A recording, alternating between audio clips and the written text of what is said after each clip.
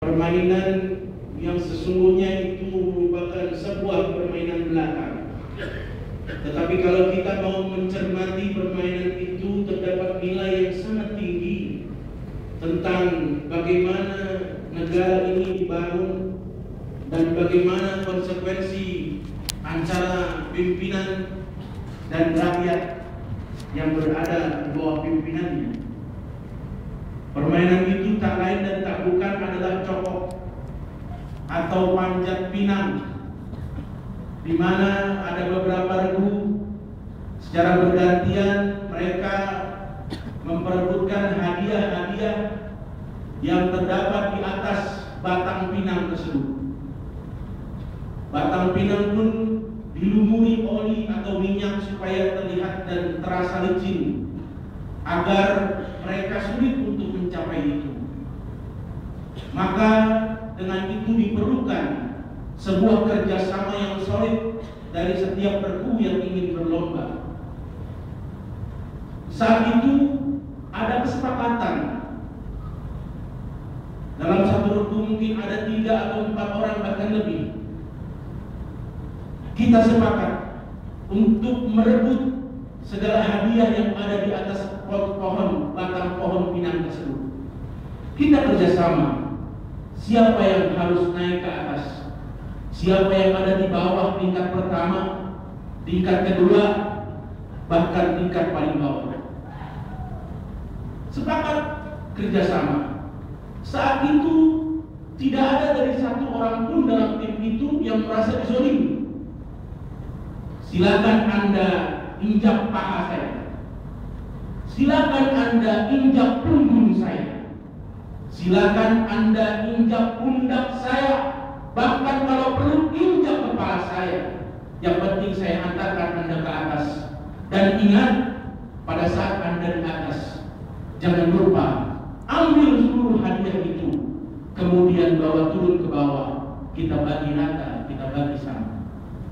Hadirin jamaah sholat Jumat yang berbahagia, banyak fenomena yang terjadi saat ini ketika seseorang ingin melangkah ke atas. Dia memerlukan rakyat, dia memerlukan dukungan, dia memerlukan sokongan dari bawah.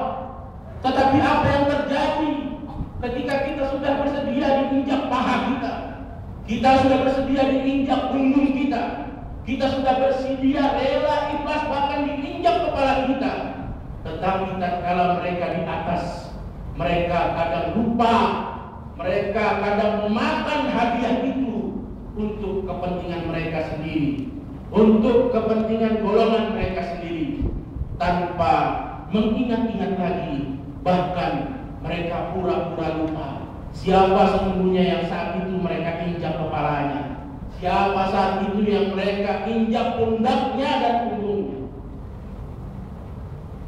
Hadirin jamaah sholat Jumat yang berbahagia,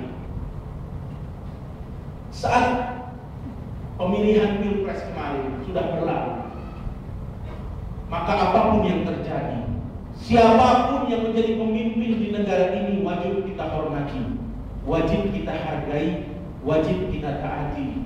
Dengan catatan, kita tidak boleh lagi menjadi pendorong mobil mogok. Ketika kita mengalami satu mobil yang mogok, kita diminta untuk mendorongnya, tetapi tatkala mobil itu berjalan dengan kencang, kita ditinggal wala salam wala kalam, say goodbye. Kita tidak ikut serta dalam mobil itu, kita ditinggal jauh di belakang oleh pengendara mobil yang mogok tadi. Allah berfirman dalam Al-Quran surah Ali Imran, Qulillahumma malikal mulki tu'til mulka man tasha wa tanzi'ul mulka mimman tasha wa tu'izzu man tasha wa tudhillu man tasha biyadikal khair innaka ala kulli syai'in qadir. Katakan wahai Muhammad, wahai Allah yang menguasai, Allah yang memegang kekuasaan, Allah yang memberikan kekuasaan kepada siapa saja yang Ia kehendaki, Allah yang menjatuhkan kekuasaan dari tangan siapapun yang Ia kehendaki, Allah yang memuliakan orang yang Ia kehendaki, Allah juga yang menghinakan orang yang Ia kehendaki. Sesungguhnya di tangan Allah lah segala kebaikan itu, dan sesungguhnya Allah Maha Kuasa atas segala sesuatu.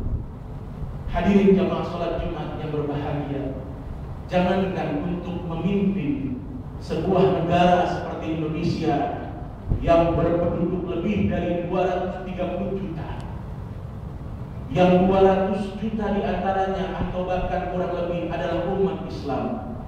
Jangankan untuk menjadi pemimpin di negeri seperti ini, daun yang jatuh dari tangkainya pun itu terjadi atas izin Allah.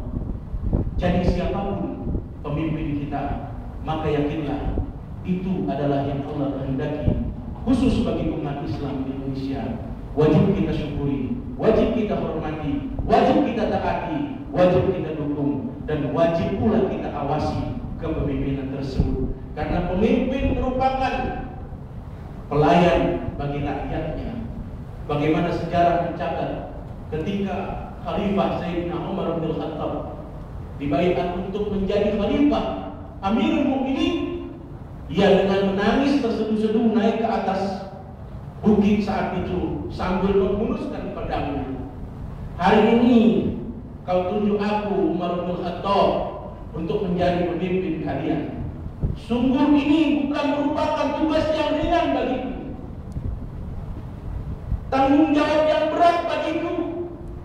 Maka jika dalam perjalanan kepemimpinan aku kalian dapati aku tidak adil, aku tidak bijaksana, aku zalim, maka luruskanlah aku dengan pedangku ini. Hadirin jamaah salat Jumat yang berbahagia, maka dari itu marilah sebagai rakyat yang senantiasa taat kepada peraturan hukum negara kita, kita taati apapun yang telah menjadi ketentuan hukum bagi negara kita. Kita dukung, kita awasi, dan kita hormati, dan kita laksanakan pemerintahan ini dengan baik, damai, sejuk, tanpa ada keributan, tanpa ada baku hantam antara saudara dengan saudara.